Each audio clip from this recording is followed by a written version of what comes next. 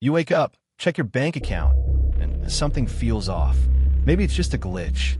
You refresh the page, but no, your balance is empty. Gone. Millions of dollars vanished into thin air.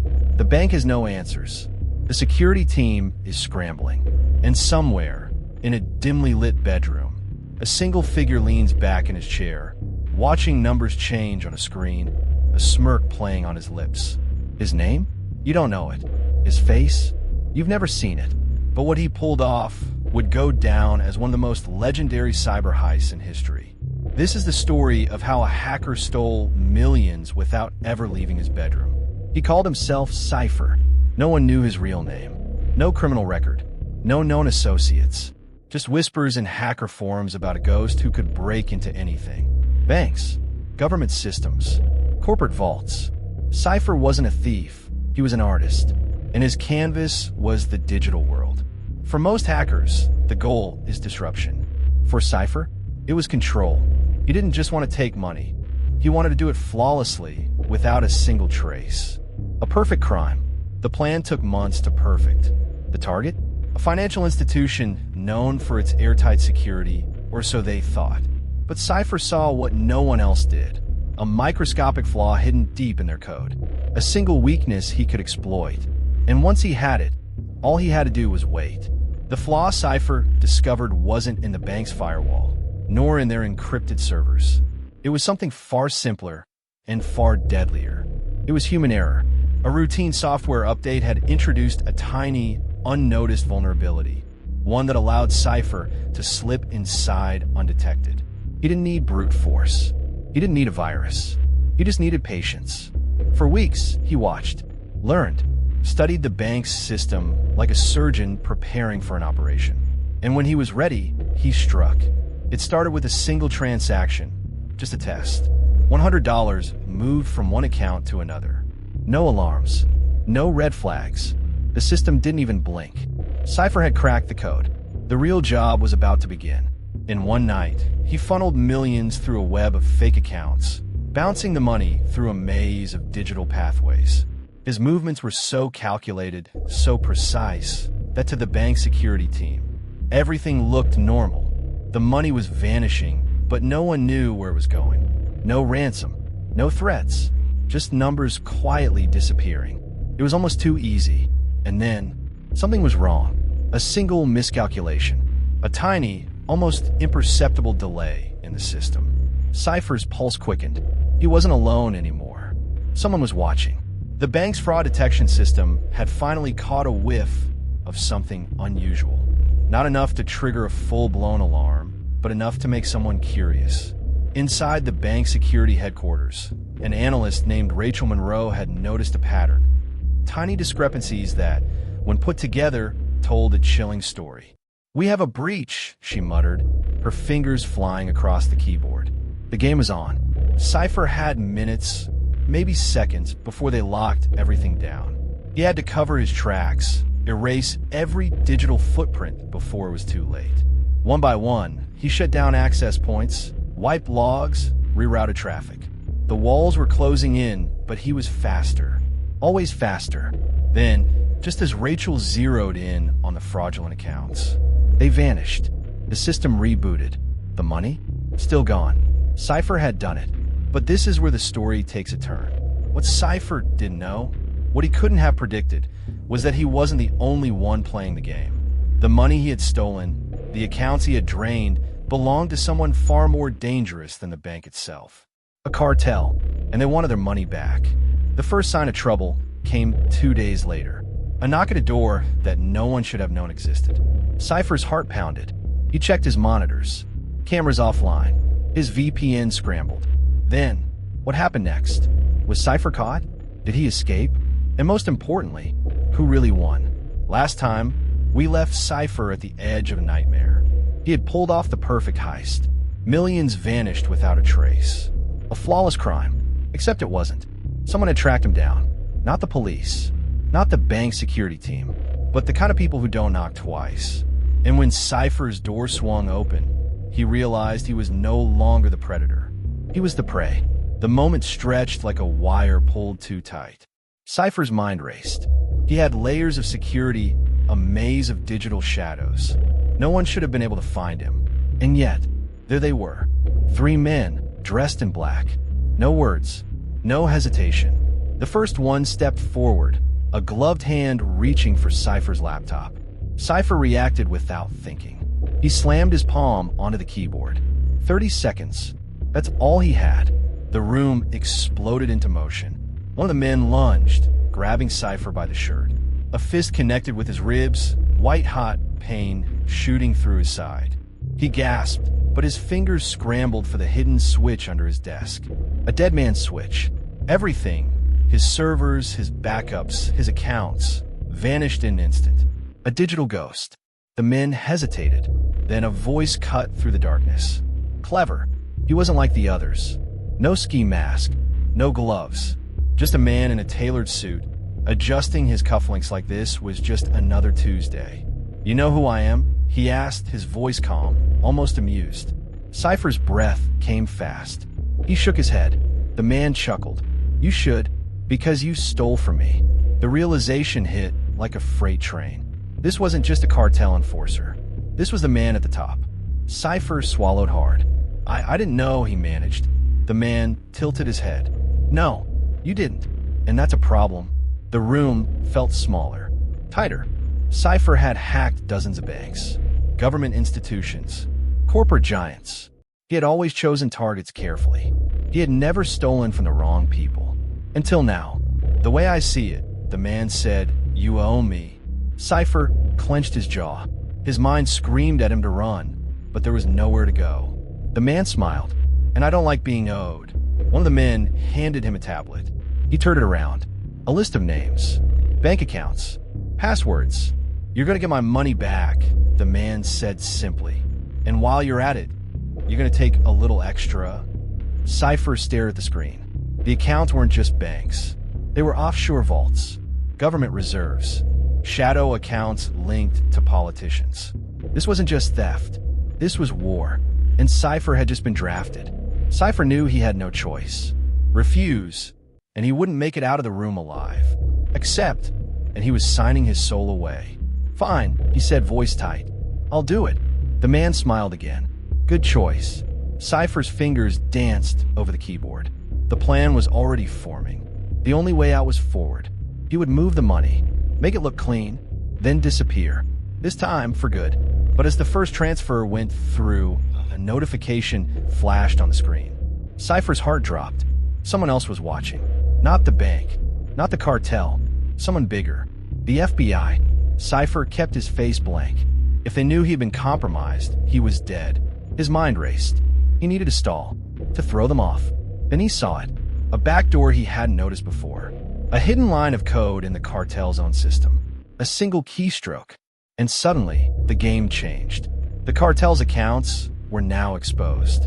Not just to Cipher, but to the FBI. A slow smile crept onto Cipher's face. If he was going down, he wasn't going alone. The screen flickered.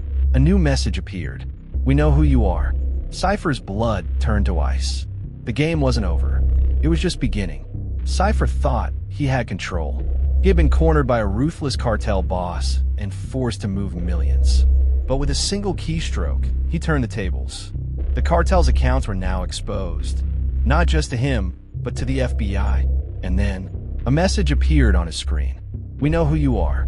Not from the cartel, not from the FBI, but from someone else. Someone Cipher never saw coming. And now, the real game begins. Cipher's fingers hovered over the keyboard, his heart hammering. He had been careful enough to fool even the best law enforcement agencies. So who was this?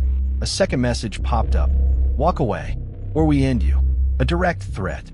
And that was rare in Cipher's world. Hackers didn't threaten each other like this. They played in the shadows, using deception, not brute force. This was different. This was personal. Then, his laptop screen flickered. For a fraction of a second, a new window opened. A webcam feed. Cipher's own face stared back at him. They were inside his system, inside his life, and they weren't playing. Cipher forced himself to stay calm. The cartel enforcers were still in the room, watching him like hawks. He had to act like nothing was wrong. If they realized he was compromised, they'd kill him. Think. He needed to trace the breach. Find out who was watching him. And fast. His hands moved over the keyboard, inputting a counter hack. A digital mirror to reflect the connection back to its source. The code executed. A location popped up. London. No, wait. It flickered. Singapore. Flickered again. Moscow. A proxy chain. Whoever this was, they were hiding behind layers even deeper than his own. And then, the screen went black. Cipher swallowed hard. This wasn't a warning. This was an ultimatum, and he had no idea who he was up against. But he did know one thing. If they had the power to shut him down mid-operation, they could do a lot worse. Problem. Cipher looked up. The cartel boss was watching him, eyes sharp. If he hesitated even a second too long, it was over. No, Cipher said smoothly, forcing a smirk. Just making sure everything's clean. The man held his gaze, then nodded. Good, because if anything goes wrong, he gestured to one of his men, who cracked his knuckles. We'll be cleaning you up instead. Cipher turned back to the screen. He had to play both sides now. Keep the cartel happy, and figure out who just hijacked his system, without getting himself killed. Cipher had a plan. He couldn't track his new enemy directly, but he could bait them. He needed to make them show their hand. With deliberate slowness, he typed a command. He was about to fake his own downfall.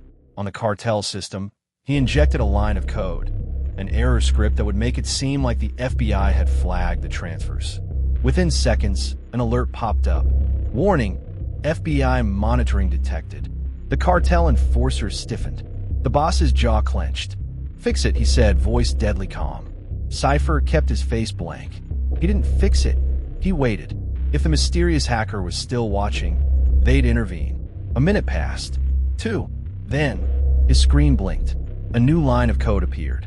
He didn't write it. Someone else did. They were trying to clean up his fake error. That was his in. Cipher launched his trace. The moment the other hacker injected their code, they left a fingerprint. A pattern. And Cipher had spent his life hunting patterns. The location data unraveled. This time, it didn't flicker. This time, it stayed in one place. Paris. And the username attached to the digital signature made Cipher's breath catch. Echo. Echo. That name wasn't just familiar. It was legendary. Echo was the ghost in the machine. The one hacker no one could trace. The one who supposedly got out years ago. The one who disappeared after stealing $500 million from the world's biggest crypto exchange. And now, they were here. You should have stayed in the shadows. Cipher's stomach turned. This wasn't a warning. This was a hunt. Cipher stared at the screen. He had thought the cartel was his biggest problem. He had thought the FBI was his biggest threat. He was wrong. Someone even bigger was watching. And now, they were coming for him. Last time, Cipher thought he had found his enemy. The cartel was breathing down his neck. The FBI was circling. But then, the name appeared on his screen. Echo, the hacker no one could trace. The ghost who stole $500 million and vanished. And now, Cipher was their target. This wasn't just a fight for money anymore. This was survival. Cipher's mind raced. Why now? Why was Echo coming for him? Unless, this wasn't just about the cartel. This wasn't about the money. This was personal. You walked into my house. Now I'm locking the doors. Then, Cipher's cursor froze. His mouse wouldn't move.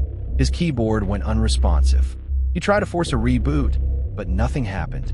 Then his screen flickered, and everything he had, the code, the offshore accounts, the back doors began disappearing. One by one, Echo wasn't just watching. They were deleting him. Cipher launched into action. He wasn't out yet. He reached for his second laptop, an offline machine, isolated from his main network. With a few quick commands, he activated a dead man's switch, a hidden protocol that would trigger an emergency backup if his system was compromised. The only problem? It needed 2 minutes to execute. And at the speed Echo was working, that was an eternity. The cartel boss was watching him closely. Problem? He asked, voice laced with suspicion. Cipher forced himself to stay calm.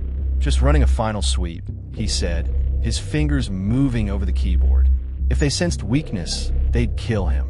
And right now, he had bigger problems. 1 minute left on the backup. Then, his screen flashed. Echo had injected a new command.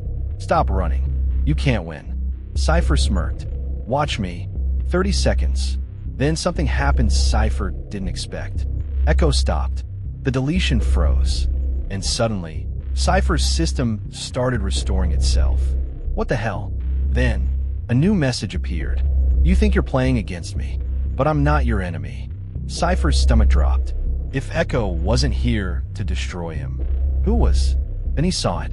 A hidden line of code deep inside the cartel's accounts. It wasn't his. It wasn't Echo's. It was a third player. Someone was setting him up. Cipher quickly analyzed the new code. It had been buried inside the cartel's transactions for weeks. Someone had been watching, waiting. And the moment Cipher made his move, they struck. It was a setup, and it was flawless. The cartel wasn't just being robbed. They were being framed. And Cipher was the fall guy. The cartel boss's phone buzzed. He looked at the screen. His face darkened. You lied to me, he said. Cipher barely had time to react before a gun was pressed to his temple. Fix it, the boss growled. Or die. The screen flickered. A new message appeared. Game over. Last time, Cipher discovered the truth. The cartel wasn't just being robbed. They were being framed. And Cipher was the fall guy. A gun to his head. A boss who had run out of patience. A message on the screen. Game over. But Cipher wasn't done playing. Cipher could feel the cold steel against his temple. The cartel boss wasn't bluffing. One wrong move, and this was over. But Cipher wasn't the type to beg. Give me 60 seconds, he said, voice calm, and I'll show you who's really screwing you. The boss hesitated. 30. Cipher's hands moved fast. He had one shot at this. If he was right, someone else had buried a kill switch deep in the system. An emergency trigger that would wipe everything if someone got too close. If he was wrong, well, he wouldn't have to worry about that for long. The lines of code flashed across Cipher's screen. There it was, a digital fingerprint, one he recognized. This isn't my work, Cipher said. The cartel boss didn't move. Then whose is it? Cipher took a deep breath. It's someone who's been playing you for months. The boss narrowed his eyes. Show me. Cipher pulled up a hidden backdoor buried in the system. A single command, and then a name appeared, an alias, Revenant. The boss's face changed. He knew the name, and that meant one thing. The cartel had been compromised from the inside. Where is he? The boss demanded. Cipher didn't answer. He was already working. Revenant wasn't just some hacker. He was an infiltrator. And if Cipher had found his code, that meant Revenant knew Cipher was onto him. And he wouldn't wait around. He's making his move, Cipher muttered. Then, his screen flickered. New lines of code began executing. Cipher's stomach dropped. He's wiping the accounts. He turned to the boss. All of them. The cartel boss's eyes went wide. Stop him.